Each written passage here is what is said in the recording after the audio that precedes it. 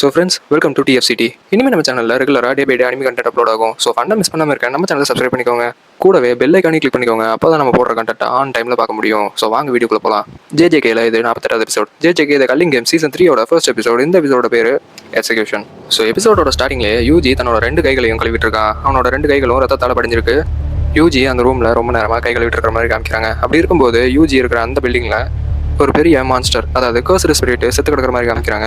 இதெல்லாம் எப்படின்னு ஃப்ளாஷ்பேக் போகும்போது மொத்த ஜப்பான் அறிய எல்லாரும் பேசுகிற அந்த டோக்கியோ இன்சிடென்ட் நடந்த இடத்துல இன்சிடென்ட்டுக்கு அப்புறமும் டோக்கியோவில் அந்த சிட்டி முழுக்க இன்னும் நிறைய கர்ஸ்டு ஸ்பிரிட் சுற்றிட்டு தான் இருக்குது. ஸோ அங்கே தான் யூஜியும் ஒரு பெரிய கர்ஸ்டு ஸ்பிரிட் கூட சண்டை போட்டுட்டு இருக்கிற மாதிரி காமிக்கிறாங்க. அப்படி சண்டை போட்டுட்டு இருக்கும்போது யூஜியை பார்க்கும்போது அந்த கர்ஸ்டு ஸ்பிரிட் கூட சண்டை போடுற மாதிரியே தெரியல. அவன் வேறு எதுவும் நினச்சி பயப்படுற மாதிரி இருக்குது. யூஜி அந்த கர்ஸ்டு ஸ்பிரிட் ஒரு பஞ்ச் பண்ண யூஜி அங்கேருந்து பில்டிங் மேலே மோதிடுறான். அந்த நேரத்தில் அந்த கர்ஸ்டு ஸ்பிரிட்டை வேற ஒருத்தர் பண்ணுறாங்க. யாருன்னு பார்க்க அது வேற யாரும் இல்லை, செகண்ட் இயர் ஸ்டூடெண்ட் யூட்டா வச்சு. யூட்டா அதோட விடலை, அங்கேருந்து ஸ்ட்ரைட்டாக யூஜியை கொள்ள வர. அப்போ யூஜி யூட்டாவோட பிளேட் பிடிச்சி அவனை தடுத்துறான். இவங்க இப்படி நின்றுட்டு இருக்கா. இதுக்கு முன்னாடி நான் நினச்சேன்னு ஒரு ஃப்ளாஷ்பேக் காட்டுறாங்க. செனின் கிளானோட ஹெட் குவார்ட்டர்ஸ் காமிக்கிறாங்க. சீசன் 2ல் அந்த டோக்கியோ இன்சிடென்ட்டில் மாய் செத்து போயிடுறா. வால்கனோ மான்ஸ்டர் கூட சண்டை போட்டு நனாமியும் செனின் கிளானோட ஹெட் நவோபிட்டாவும் செத்து போயிடுறாங்க. இந்த நியூஸ் ஹெட் குவார்ட்டர்ஸுக்கு தெரிய வர இப்போ ஒரு கேரக்டர் காமிக்கிறாங்க. இந்த கேரக்டர் பேர் நவோயா ஜெனின். இவன் ஒரு ஸ்பெஷல் ஃபர்ஸ்ட் கிரேடு சாசரர். இந்த பதவியை இப்போ இருந்து SFGS நம்ம வச்சுக்கலாம். அப்போது நவோயா என்ன சொல்கிறான்னா, அப்போ மாயும் சுத்துட்டா, ஜெனின் கிளானோட ஹெட்டும் சுத்துட்டாரு. ஆனால் மக்கி சாகிற கண்டிஷனில் இருக்கா. ஆனால் இன்னும் சாகலை. இந்த மாயை கூட நம்பிடலாம், ஆனால் இந்த மக்கியை நம்ப முடியாது. மாய் மாதிரி முகமும் அழகும் இருந்தாலும் மாய் ஒரு ஆம்பளைக்கு சப்போர்ட் பண்ணுவா. ஆனால் இந்த மக்கி ஒரு ஆம்பளைக்கு சப்போர்ட் பண்ண மாட்டா. அதுவும் குறிப்பாக எந்த மாதிரி ஆளுக்கு சப்போர்ட்டே பண்ண மாட்டா. மக்கி மாதிரி பொண்ணுங்களை எல்லாம் கூட வச்சுக்கிட்டா கடைசியில் நாம தான் முதுகுல குத்து வாங்கணும் அப்படின்னு பேசிகிட்டு இருக்கேன். நவோயா ஒரு ரூமுக்குள்ளே போகிறான். அந்த ரூமில் ஏற்கனவே 2 பேர் இருக்காங்க. அதுலேருந்து ஒருத்தர் சொல்கிறாரு, நீ லேட்டாக வந்திருக்க அப்படின்னு சொல்ல உள்ளே இருக்க 2 பேர் காமிக்கிறாங்க. அதில் ஒன்று ஓஜி ஜெனின், இன்னொன்று ஜினிசி ஜெனின். 2 பேருமே SFGS. இதில் ஓஜி ஜெனின்ங்கிறது மாய் மக்கியோட அப்பா. உள்ளே வந்த நோயா ஓஜியை பார்த்து, உங்கள் பொண்ணுங்களை ஒருத்தி செத்துட்டா, இன்னொருத்தி சாக கிடக்குறா, அதனால் அவளை எல்லாம் ஹெட்டாக எடுத்துக்க முடியாது, அவளும் தரமாட்டா. ஜினிச்சி சான் பார்க்குறதுக்கு கொஞ்சம் டோஜியாட்ட லுக் இருந்தால் கூட நான் அவளை பற்றி யோசிப்பேன். ஆனால் இப்போது அப்படின்னு இவன் பேசிகிட்டு இருக்கவே அங்கேருந்த ஓஜி டக்குன்னு ஒரு வாள் எடுத்து அவன் கழுத்தில் வச்சிடறாரு. ஆனால் அப்பயும் நவையா பேசுகிறது நேரத்தில், ஆனால் என்னோட அண்ணனுங்க அவனுங்க 2 பேரும் சரியான மடையனுங்க அப்படின்னு நவையா சொல்லிட்டு இருக்கும்போது அந்த ரூமுக்குள்ளே இன்னொரு கேரக்டர் வருது. அவரும் இந்த ஜெனின் கிளானோட ஒரு மெம்பர் தான். உள்ளே வந்து அவர் என்ன சொல்கிறாருன்னா, ஜெனின் கிளானோட ஹெட் நவோபிட்டோ ஜெனின் தற்போது மரணம் அடைந்ததால் ஃபுர்டுட்டே ஆனனா அவரோட உயிரை அவங்க முன்னாடி படிக்கிறேன். ஓஜி ஜெனின், நவோயா ஜெனின், ஜினிசி ஜெனின், நீங்கள் 3 பேரும் இங்கே ஒரே இடத்துல இருக்க நீங்கள் அனுமதிச்சிங்கன்னா அவங்க முன்னாடி இந்த உயிரை நான் படிக்கிறேன். ஃபர்ஸ்ட், நவோயா ஜெனின் இந்த ஜெனின் கிளானோட 27வது ஹெட்டாக அறிவிக்கப்படுறாரு. ஜுஜுட்சு ஹை மற்றும் ஜெனின் கிளானோட சொத்துக்களுக்கும் அங்கே ஸ்டோர் பண்ணி வச்சிருக்கிற கர்சர் ஸ்டோல்ஸுக்கும் தடை செய்யப்பட்ட பெட்டகங்களுக்கும் உரிமையாளராக இந்த நிமிஷத்துலேருந்து இவர் அறிவிக்கப்படுறாரு. 3வதாக அவர் நவோயா பார்த்து, நவோயா, ஓஜி மற்றும் ஜினிச்சி இவங்க 2 பேரில் யாராவது ஒருத்தர் நீ ஜெனின் கிளானோட ஹெட்டாக மாற எடுத்த முடிவை ஒத்துக்கணும்னு சொல்கிறாரு. அதுபோக தற்காலிகமாக கோஜோ சட்டோரை இறந்து போனனாலேயோ இல்லை அவர் உயிரோட இருந்து அவரோட பவர்ஸ் மட்டும் இழந்தாலோ அப்போ அதுக்கு உடன்படிக்கையாக இருக்கிற டோஜி ஃபிஷிகிரோ அந்த பதவியை நிறைவேற்றுவார். அந்த வரிசையில் மெகுமி ஃபிஷிகிரோ ஜெனின் கிளானுக்கு வரவேற்கப்படுவார். அப்படி நடந்தால் இதுக்கு முன்னாடி நான் சொன்ன ஜெனின் கிளானோட ஹெட்டாக மெகுமி கருதப்படுவார். அப்படி அவர் ஹெட்டாக அமைய சொத்துக்களுக்கும் கர்சர் டோல்ஸுக்கும் பெட்டகங்களுக்கும் இருக்கிற உரிமையை அவருக்கு சென்றடையும் அப்படின்னு அவர் சொல்ல, இதை கேட்டு நவோயா ஷாக் ஆகிடுறான்.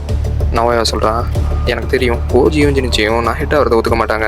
ஆனால் அதுக்கு பதிலாக வேறு யாரோ ஒருத்தரை ஏற்றுக்கிட்டா அவன் ஒன்றும் என்னோட பெட்டர் ஆகிட மாட்டான். அது இல்லாமல் எனக்கும் அவனை ஹெட்டாக கொண்டு வரதில் விருப்பமே இல்லை.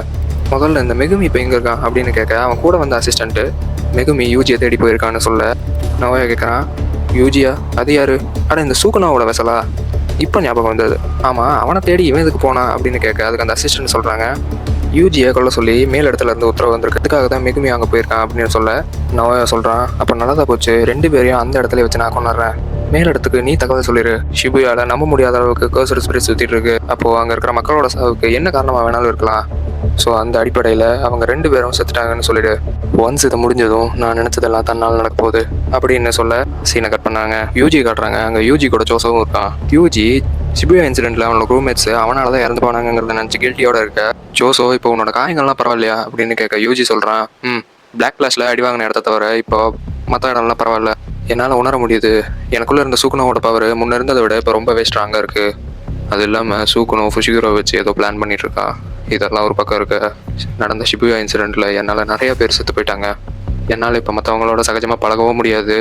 அந்த ஜுஜுட்சு ஹைக்கும் நான் மறுபடியும் போக போகிறதில்ல. ஜோசோ, உன்னோட தம்பிகளையும் நான் கொண்டிருக்கேன், நீ அதுக்கு மேலே கோவமாக இருக்கியா அப்படின்னு யூஜி கேட்க ஜோசோ சொல்கிறான். இல்லை யூஜி, உன் மேலே எனக்கு எந்த கோவமும் இல்லை, அது ஒரு ஆக்சிடென்ட் தான். இதுவே என் இடத்துல என் தம்பிங்க இருந்திருந்தாலும் அவங்களும் இதே தான் சொல்லியிருப்பாங்க. அவங்க மன்னிக்கிறாங்களோ இல்லையோ, அண்ணன் தம்பிகளுக்குள்ளே இப்படியெல்லாம் நடக்கிறது சகஜம் தானே அப்படின்னு ஜோசோ சொல்ல யூஜி சொல்கிறான், நீ என்ன உன்னோட தம்பியாக நினச்சிட்டு இருக்கியா அப்படின்னு யூஜி கேட்க அதுக்கு ஜோசோ சொல்கிறான், ஆமாம் சரிப்பாவா, இந்த டவுனில் இருக்கிற கர்சர் ஸ்பிரிட்ஸ் எல்லாம் ஒரு கை பார்க்கலாம் அப்படின்னு சொல்ல அடுத்த சீன்லேயே யூஜியும் ஜோசோவும் இந்த டவுனில் இருக்கிற நிறையா கர்சர் ஸ்பிரிட்ஸை சூறாக பிரிக்கிறாங்க. ஒவ்வொரு சீனும் பார்க்கவே சூப்பராக இருக்குது. யூஜி என்ன பண்ணுறான்னா, அங்கே இருக்கிற கர்சர் ஸ்பிரிட்ஸ் எல்லாம் ஒரு டார்கெட்டாக மாறி இவன் அதையெல்லாம் ஒரு இடத்துக்கு இழுத்துட்டு வரான். அந்த இடத்துல பிளட் மெடிபிளேஷன் வச்சு ஜோசோ ஒரு அடி, ஒரே கல்ல 2 மாங்காங்கிற மாதிரி இங்கே 5 மாங்காய். இந்த சீன்ஸ் எல்லாம் நீங்கள் எபிசோடில் பார்க்கணும், நிஜமாவே சூப்பராக இருக்கும். இப்படி இவங்க 2 பேரும் அங்கே இருக்கிற ஸ்பிரிட்ஸ் எல்லாம் அடிச்சிட்டு இருக்க ஜோசோ ஒரு விஷயத்த நோட்டீஸ் பண்ணுறான். யூஜி முதல்ல இருந்ததை விட இப்போ ரொம்பவே நல்லா செயல்படுறான். அவனோட டாக்டிக்ஸ், பவர், ஸ்ட்ரென்த் 3மே பயங்கரமாக டெவலப் ஆகிருக்கு. முதல்ல இருந்த யூஜிக்கு இப்போ அவனை பார்க்கவே ஒரு போர் கடவுள் மாதிரி தெரியுறான். உன்னை பார்க்கும்போதே தெரியுது இது உன்னோட ஃபுல் லிமிட் இல்லைன்னு. உன்னை நினச்சா நிஜமாவே பெருமையாக இருக்குது குட்டி தம்பி, நீ அசத்துற அப்படின்னு ஜோசோ சொல்ல அந்த இடத்துக்கு நவோயா வந்துடுறான். அங்கே வந்து நவோயா சொல்கிறான், மெகுமி அப்போ இங்கே இன்னும் வரலையா, நான் தான் ஃபஸ்ட் வந்திருக்கேனா, நல்லதா போச்சு. ஆமாம், நீங்கள் 2 பேரும் இங்கே என்னடா பண்ணிட்டு இருக்கீங்க அப்படின்னு நவோயா கேட்க ஜோசோக்கும் யூஜிக்கும் இது யாருன்னே தெரில. அப்போ யூஜி நவோயா மெகுமின்னு சொன்னதை நோட்டீஸ் பண்ணிட்டு, மெகுமிக்கு உனக்கு என்னடா சம்மந்தம் அப்படின்னு கேட்க நவோயா சொல்கிறான், நான் அவனை கொல்றதுக்காக வந்திருக்கேன், ஆனால் அதுக்கு முன்னாடி ஒரு பேப்பரில் சில வரிகள் எழுதுனா நல்லா இருக்கும்னு நினைக்கிறேன். ஆமாம், மெகுமியும் உன்னை தேடி தானே வந்தான், ஏன் யூஜி உனக்கு அது தெரியாதா அப்படின்னு பேசிகிட்டு இருக்கும்போதே நவோயா சூப்பர் ஸ்பீடாக நகர்ந்து யூஜி அடிச்சிடறான். அதை பார்த்த ஜோசோ நவோயா கவுண்டர் பண்ணும்போது நவோயா அங்கேருந்து விலகிடுறான். அடிவாங்க 2 பேரும் யோசிக்கிறாங்க, இவன் நம்மளோட சூப்பர் ஃபாஸ்ட்டாக இருக்கான், இவனால் அது எப்படி முடியுது அப்படின்னு யூஜி கேட்க ஜோசோ சொல்கிறான், மேபி அவனோட டெக்னிக்காக இருக்கலாம், இப்போ இவனை எப்படி சமாளிக்கிறது அப்படின்னு 2 பேரும் யோசிச்சுட்டு இருக்க நவோயா யோசிக்கிறான், இவங்க 2 பேரையும் நான் குறைச்சாட போட்டேன், 2 பேரும் ஸ்கில்லோட தான் இருக்காங்க. யூஜி சூக்னோட வெசல் அது தெரியும், ஆனால் பக்கத்தில் நின்றுருக்கிற இந்த கர்மம் என்னென்னு தெரியலையே, சரி எதாக இருந்தாலும் இப்போ இருந்து என்னோட ஸ்பீடை டபுள் பண்ணாதான் இவங்களை அடிக்க முடியும் அப்படி யோசிச்சு நவோயா அடுத்த மூவ் பண்ணுறதுக்குள்ளேயே அங்கே இன்னொரு ஆள் வராங்கன்னு சொல்கிறத விட ஃபர்ஸ்ட்டு அவங்களோட கர்சர் எனர்ஜி தான் அங்கே வருது. அந்த கர்சர் எனர்ஜியை ஃபீல் பண்ண 3 பேரும் ஷாக் ஆகிடுறாங்க. ஏன்னா அந்த கர்சர் எனர்ஜி ஒரு பக்கத்துலேருந்து வராமல் வைடாக எல்லா பக்கத்துலேருந்து வருது. யூஜி ஒரு செகண்டு கோஜோ சென்சேவா வராரு அப்படின்னு பயந்துடுறான். ஆனால் லேட்டராக ரியலைஸ் பண்ணுறான் இது அதை விட மோசமாக இருக்குது அப்படின்னு பார்க்கவே அங்கே மேலே ஒரு பில்டிங்கில் இருந்து இவங்க 3 பேர் யாரோ ஒருத்தர் பார்த்துட்டு இருக்காங்க. ஜூம் இன் பண்ணி பார்த்தா அது ஒக்கட்சு. அங்கேருந்து கீழே இறங்கி வந்த ஒக்கட்சுவை பார்த்து நவோயா ஃபஸ்ட்டு ஷாக் ஆகிடுறான். ஷாக் ஆன நவோயா ஒக்கட்சுவை பார்த்து சொல்கிறான், ஒக்கட்சுக்குன் நானும் உங்களோட சைடு தான் அப்படின்னு சொல்ல ஒக்கட்சு கேட்குறான், நீங்கள் யார் அப்படின்னு கேட்க நான் தான் நவோயா, மக்கியோட கசின் அப்படின்னு சொல்கிறான். நானும் உங்களை மாதிரி தான் இடடோரியை கொள்றதுக்காக வந்திருக்கேன் அப்படி இவங்க 2 பேர் பேசிகிட்டு இருக்க பின்னாடி இருந்து ஜோசோவும் யூஜியும் ஒரு பிளான் போடுறாங்க. ஜோசோ சொல்கிறான், யூஜி இந்த இடத்த விட்டு நீ ஓட ஆரம்பி, நம்ம 2 பேருக்குமே பவர் கம்மியாக இருக்கு இப்போ அப்படின்னு சொல்ல யூஜி கேட்குறான், அப்போ நீ சமாளிச்சிருவியா கேட்க ஜோசோ சொல்கிறான், இவங்க 2 பேரும் என்ன தேடி ஒன்றும் வரலடா, உன்னை கொள்றதுக்காக தான் வந்திருக்காங்க, 2 பேரையும் நம்ம 2 பேரால் ஒரே டைமில் பீட் பண்ண முடியாது, அதனால் நீ ஓடினா உன்னை நோக்கி அந்த ஒக்கட்சு வருவான், இந்த நவோயாவை நான் பார்த்துக்கிறேன் அப்படின்னு ஜோசோ சொல்ல யூஜி அங்கேருந்து ஓட ஆரம்பிக்கிற யூஜியை ஒக்கட்சு துரத்த நவோயா கூட ஜோசோ சண்டை போட ஆரம்பிக்கிறான். அப்போ ஜோசோ கத்துறான், யூஜி இவன் ஒருத்தனை நான் சமாளிச்சிருவேன், ஆனால் அவன் கூட நீ தனியாக சண்டை போடணும்னு நினைக்காத, ஏன்னா அவனோட கர்சர் எனர்ஜி லெவலை பார்க்க கிட்டத்தட்ட கோஜோ ஓடுது மாதிரியே இருக்குது, நீ அவங்களோட சண்டை போடணும்னு நினச்சின்னா அங்கேயே செத்துருவேன், அதனால் முடிஞ்ச அளவுக்கு அவங்ககிட்ட இருந்து தப்பிக்கிறதுக்காக ஓடு அப்படின்னு கத்த அங்கே இருந்த நவோயாவும் ஒக்கட்சுவும் இந்த டீல் எனக்கும் பிடிச்சிருக்கு, அப்போ நீ இவனை பார்த்துக்கோ நான் யூஜியை பார்த்துக்கிறேன்னு சொல்லி ஒக்கட்சு யூஜியை துரத்த ஆரம்பிக்கிறான். அப்போ ஜோசோ ஒக்கட்சு போகிற பாதையை பிளாக் பண்ண அவனோட பிளட் மனிபுலேஷனை யூஸ் பண்ணி அந்த பாதையை பிளாக் பண்ணுறதுக்குள்ள ஒக்கட்சு அங்கேருந்து போயிடுறான். அதை பார்த்த நோயா, நீ என்ன ஏதுன்னு எனக்கு தெரியல, ஆனால் உன்னால் பிளட் மனிபுலேஷன் இருக்கலாம் யூஸ் பண்ண முடியுது, பட் எதாக இருந்தாலும் நீ இப்போ எங்களை தனியாக மாட்டிக்கிட்ட, தனியாக நீ இப்போ சாக வேற போகிற அப்படின்னு சொல்ல அதுக்கு ஜோசோ சொல்கிறான், நீ தாண்டா இப்போ சாக போகிற, என்னை மீறி என் தம்பியை கொள்ள இங்கேருந்து நீ உயிரோட போயிடுவே அப்படின்னு ஜோசோ கேட்க நோயா அப்போ இவன் அவனோட அண்ணனா அப்படின்னு யோசிக்கிறான். இப்படி ஒக்கட்சு யூஜியை துரத்த ஆரம்பிச்சதான் நம்ம ஃபஸ்ட்டு பார்த்த ப்ரீ கேப் எல்லாமே. ஸோ ஒக்கட்சுவும் ஸ்ட்ராங்கு யூஜியும் ஸ்ட்ராங்கு, பட் 2 பேரும் ஒருத்தர் இடையில சண்டை போடும்போது ஒக்கட்சு யூஜியோட ஸ்ட்ரென்த்தை பார்த்து எக்ஸைட் ஆகிறான். பரவாயில்ல, கோஜாவோட மாணவனால இவ்வளோ நேரமாக தாக்கு பிடிக்க முடியுது அப்படின்னு நினைக்க ஒக்கட்சு யூஜிக்கு ஈடு கட்டி அவனை கொல்லணும்னு நினைக்கிறதுனால அவனோட கர்சர் எனர்ஜியை இன்னும் என்ஹான்ஸ் பண்ணுறான். யூஜியும் நினைக்கிறான், ஒக்கட்சுவை ஃபஸ்ட் டைம் பார்த்ததோட இப்போ அவனோட கர்சர் எனர்ஜி நல்லாவே என்ஹான்ஸ் ஆயிருக்கு, என்னால் அந்த ப்ரெஷரை ஃபீல் பண்ண முடியுது, ஆனால் இவன் கூட வெறும் கையில் சண்டை போட்டு ஜெயிக்க முடியுமாங்கிறது எனக்கு தெரியல அப்படின்னு யோசிக்க யூஜி அங்கேருந்து ஒரு சின்ன கத்தியை எடுக்கிறான். ஒக்கட்சுவும் ஒரு வால் வச்சிருக்கான். ஸோ யூஜி இந்த சின்ன கத்தியை வச்சு அந்த ஒக்கட்சுவோட வாளுக்கு ஈடாக சண்டை போட பார்க்குறான். ஆனால் யூஜி இது வரைக்கும் கர்சர் எனர்ஜியை ஒரு டூலில் நிரப்பி சண்டை போட்டதே இல்லை. கோஜோவும் இதை அவனுக்கு சொல்லிக் கொடுத்ததே இல்லை. பட் ஃபர்ஸ்ட் டைம் சண்டை போடும்போதே ஒக்கட்சுவோட வாளை உடச்சிட்றான் யூஜி. அசந்து போன ஒக்கட்சு ஒரு செகண்ட் ஸ்டாப் ஆகி அப்படியே யூஜியை பார்த்துட்டு இருக்க யூஜி ஒக்கட்சு நோக்கி ஓடி வரான். ஆனால் அதுக்குள்ளேயே ரீகா யூஜியை பிடிச்சிடறா. ரீகா யூஜியை பிடிச்சி வச்சுட்டனால ஒக்கட்சுக்கு இன்னும் சௌரியமாக போச்சு.